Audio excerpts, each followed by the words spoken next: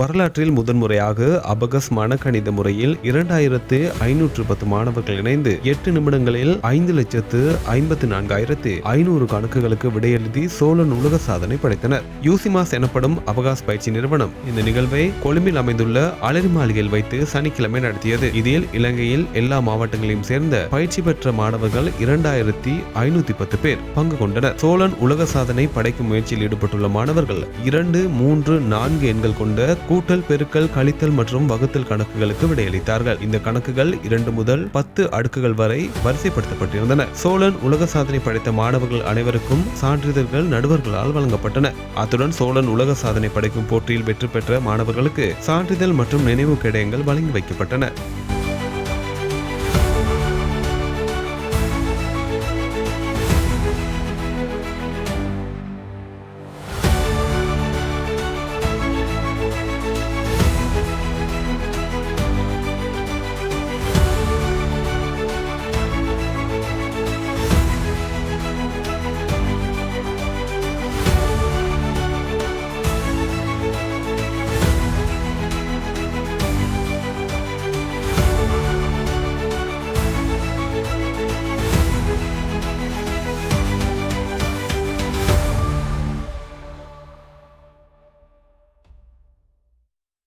உலக நடப்புகளை உடனுக்குடன் அறிந்திட News 21 தமிழோடு இணைந்திருங்கள்.